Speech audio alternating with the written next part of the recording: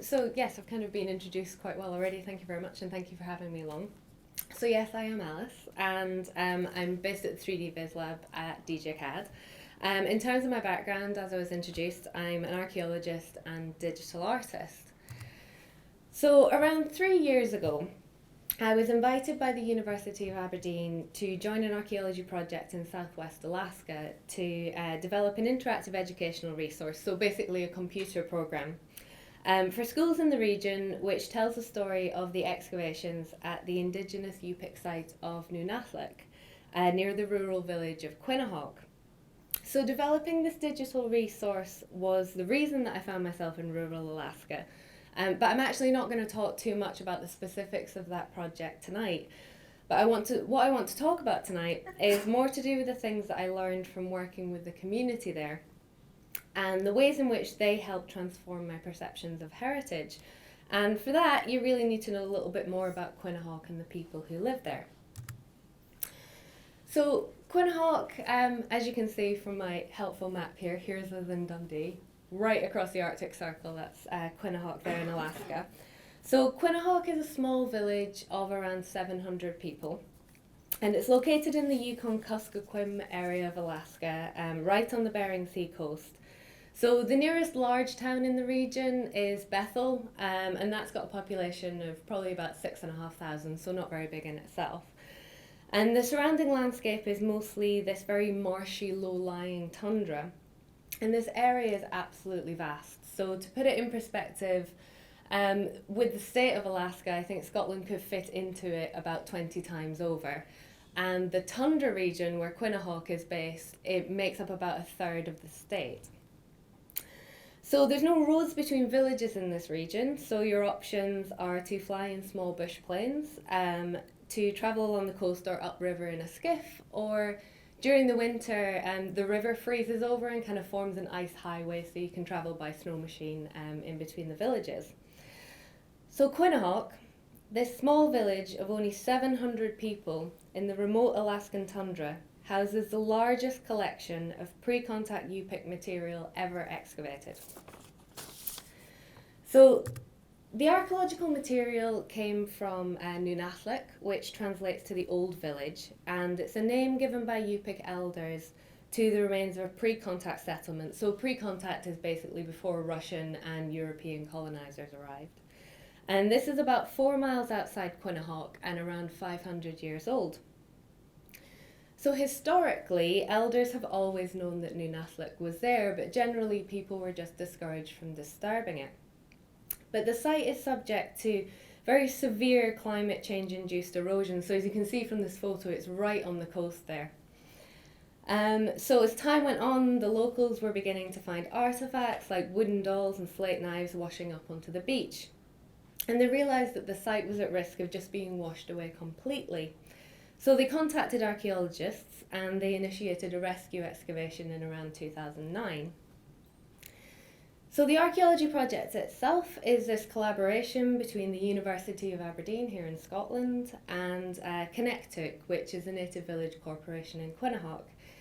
And this means making joint decisions on how to approach the archaeological site, the artefacts and the interpretation.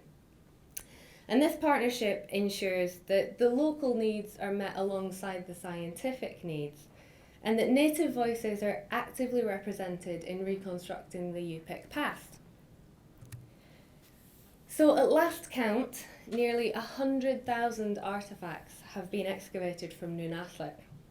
And today it's the largest and most internationally significant collection ever to have been excavated in Alaska. So these are just some of the finds here. We have, the site has incredible preservation because of the permafrost, which of course is melting, so these things are just going to kind of rot away in the ground in a couple of years. But wooden masks, slate knives, this one's carved in the shape of a seal, and a lot of ivory hunting tools and carving. So we've got this little walrus ivory owl that's, well, it's part owl and part seal, so it's kind of transforming. So today, people in Quinhagak continue to lead a primarily subsistence lifestyle, and this means that they're intimately connected to the landscape through seasonal hunting, fishing and gathering.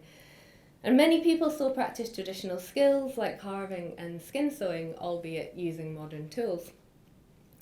And their values and knowledge they've been passed down through generations of oral storytelling. But that said, maintaining this connection to land and tradition does not constitute a bygone era. And Yupik is a living culture, fully part of the modern world. So there's even a Facebook, like Yupik memes Facebook page. So tradition by no means translates to being old-fashioned. So when the community decided to initiate the archaeology project, this was a really big deal, because to do so meant going against cultural taboos of disturbing old sites, but not doing so meant losing this vital connection to their heritage forever. So if you consider the not too distant history of Alaska, when Russian and European colonizers began to arrive in the Arctic, the indigenous people they encountered were often considered people without history, because their ways of knowing were different and they were often tied up in oral histories rather than written. People without history. Now, think about what that would do to your sense of identity and self-worth, particularly when it's paired with a history of devastating colonization that detached entire generations from their language, their traditions, and their cultural practices. Now, combine that with the situation that Quinhagak found itself in, when their heritage, the artefacts that told the story of how their ancestors thrived in this landscape that they still call home today, began to erode out onto the beach and wash away in the sea. Now, despite what Yupik tradition says about the ancestors not being disturbed, the village were just not going to let that story be lost, not just for them, but for the generations of young Yupik who are growing up in this context. So, in August 2018, the Nunalleq Culture and Archaeology Centre in Quinhagak opened its doors to the public for the very first time. Now, prior to this, the village had no real facility to perform the conservation on the artefacts during the field season. So at the end of each digging season, they were all shipped back to Aberdeen for treatment in the lab there. So the new culture centre in Quinhagak, it's in a converted preschool building, and it basically houses a conservation lab on one side and a museum and culture centre in the other. And it's completely village owned and run. Now, I've heard objections to the collection being housed in the village, and people are often taken aback that the collection wasn't sent to a museum in a large city like Anchorage, with higher visitor numbers and therefore greater visibility for the greater good. But I'll come back to that point in a moment. Essentially, what I've learned during my visits to Quinhagak is that there's a need to maintain heritage within a community. And I think heritage is often seen as being focused on fragmented artefacts and ruinous buildings. But for many people, particularly Indigenous and descendant communities, it can be intrinsically connected to a sense of social identity and cohesion. So with my last slide, hopefully I'm still running okay on time. You're good. Good stuff. So with my last slide, I just want to share with you one example of the impact that I've seen Nunalleq have on the young people in the community. Now, Quinhagak might not get the through traffic of a bigger city, but Yupik families from different villages in the region are frequently visiting, and during my last trip to Quinhagak in April this year, it coincided with the district's annual dance festival. So I think we had school groups from 18 different schools in the Yupik region kind of coming to the village. Now, until 2013, Quinhagak hadn't held a Yurak or traditional dance in over 100 years. And back in 2018, I'd worked with the young people from the local dance group to help them make a short film about their process of writing and choreographing a brand new song, dance song, about Nunalleq. So it was about the archaeology project. It even had motions for troweling and finding an artefact and things. It was very cool. But this is a generation who's grown up with the archaeology project over the past decade, and I think there's this real sense of ownership with the community. And for this younger generation especially, the past is becoming this space for engaging with their heritage which they're just continually transforming and reimagining in the present, dance being just one example.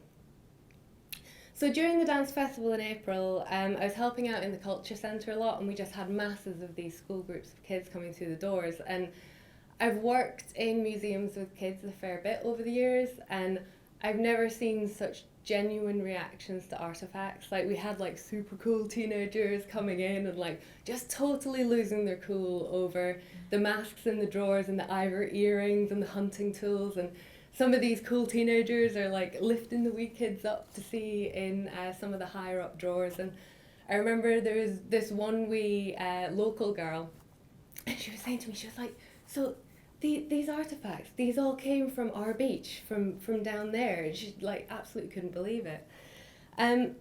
So I think the greater good is right here. Not only the collection being housed within the Yupik region, but also the work that Quinhagak is doing to take charge of its story and share it with the wider world. And I think when it comes down to it, we should be working to make archaeology relevant for people today.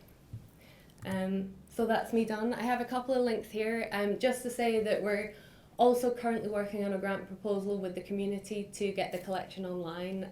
So if you want to see the collection, you don't have to travel all the way to Quinhagak. It is going to a selection of it available online, hopefully in the next couple of years. But yeah, thank you very much.